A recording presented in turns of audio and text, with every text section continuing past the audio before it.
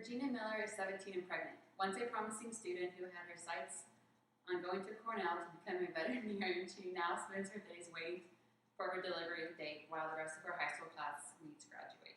Regina attended a Catholic all-girls school where sex education classes were not offered to students. Regina learned about sexual abstinence, but when she started dating her boyfriend and soon-to-be absentee father, she decided to practice safe sex without a condom. She made an uneducated decision to use the technique of the withdrawal method and found herself pregnant not too long afterwards. If she had known more about sex education and how to protect herself, would Regina find herself in the same situation? Perhaps she would be graduating with her friends if she had been informed of a different way of this serious topic. Several other teens in the same are in the same situation as Regina today. According to the Centers for Disease Control and Prevention, a staggering statistic reveals that more than half of students engaged in sexual activity before the age of 19. Cecile Richards, president of the Planned Parenthood, believes a direct effect of proper sex education during the teen years would undoubtedly change teen pregnancy rates and rates of sexually transmitted diseases, or STDs. In theory, that would not be a promotion for sex, but rather a prevention method for not making sexually related mistakes that can affect a person's life beyond this age of 19. I have researched different reasons for pro-sex education courses and the positive effects of sex education in high school curriculum. I'm going to discuss the different beliefs individuals possess about sexual education, and why we should give teens the knowledge of how to practice safe sex and the positive effects it has. First, let's talk about the problem. There is a high number of unplanned teenage pregnancies, and according to the Center of Disease Control and Prevention, a staggering statistic reveals that more than half of students engage in sexual activity before the age of 19. Thus, the prime time to reach students in the years leading up to age 19, also the same age some graduate. Logic leads us to believe that education during these first years of sexual experimentation should be a mandatory requirement in all schools. However, there are conflicting education methods. One such education method is through sex education through knowledge, which provides teens with information of how to practice safe sex if they choose to have sex. The other course of sex education is sexual abstinence, which tells teens not to have sex. However, some diverge from this comprehensive sex education notion and stand firm in their views of promoting sexual abstinence as obligatory. The promotion of chastity becomes void since it does not prove effective against those who lie about their sexual antics. Berman Buckner, a reporter in American Journal of Sociology and Journal of Adolescent Health, informs 1/4 of sexually experienced teens have not received instruction about abstinence before first sex. This debate is of instant variety and new information constantly appear to surface, but with no real enlargement and the question still unanswered, we are still left perplexed.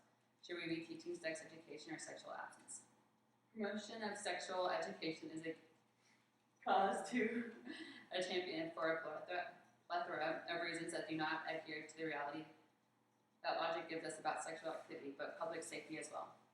Hence, the global view of sexual education persists as well, since the sexual decisions one makes can not only affect us, but whomever our next partner is. The pro-abstinence group argue the research. However, Douglas Herpy with EPR Association suggests that such research is invalid since the primary argument against the effectiveness of abstinence is that it's virtually impossible to prove. How can one accurately attest to someone's bedroom antics without being present? Thus, the reliance on self-reported findings could allow even those the greatest of religious zealots of pro-abstinence off the proverbial hook. Furthermore, Guttmacher Institute, a nonprofit organization dealing with reproductive health issues, believes the promotion of chastity becomes void since it is not effective against those who lie about their sexual antics.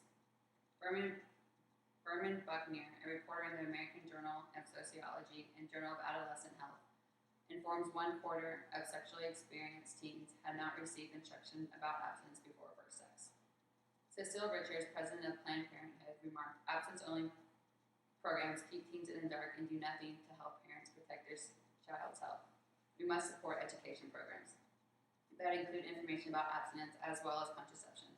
Richard's message speaks to both worlds and tries to find a common ground. Of course, abstinence is the safest method since it involves no sex. However, having contraception education coupled with abstinence presents a far more modern, progressive side to merely outlawing sexual behavior completely. Knowing the facts will give students a better choice of what is right for them. The positivism being that either decision is a safe one without dangerous consequences if practiced correctly.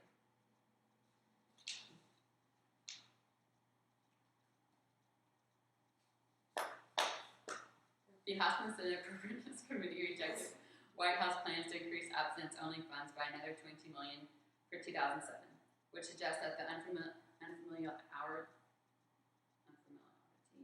and general uncomfortable nature of sex that is still persists in the country still rages on.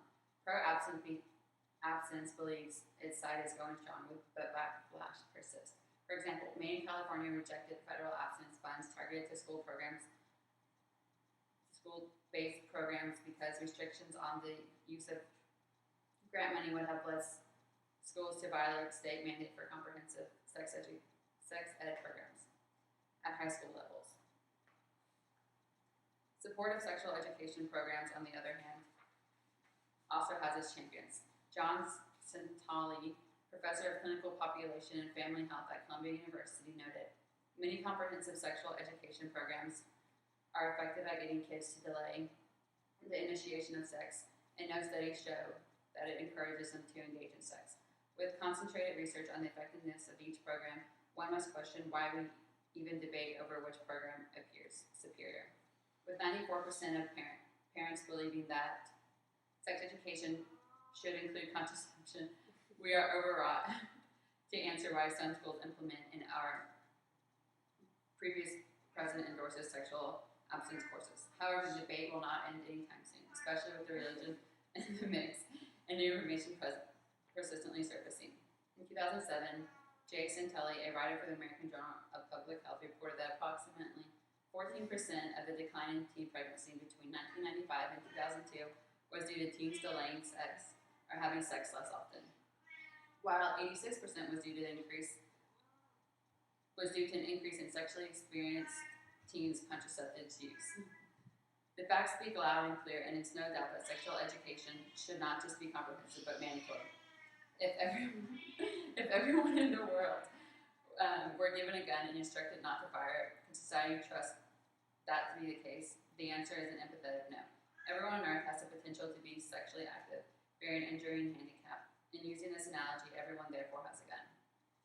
They can either fire it or wait until it's the right time to use it. However, it would be ridiculous to assume that we could control or even try to control their urges. If Regina Miller had been given the knowledge of how to practice safe sex, she might have made a smarter decision and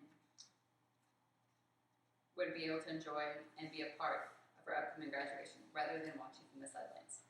When it comes to the question of abstinence or sex education, the decision to educate over preaching against one's urges is the logic to adhere to. Thank you.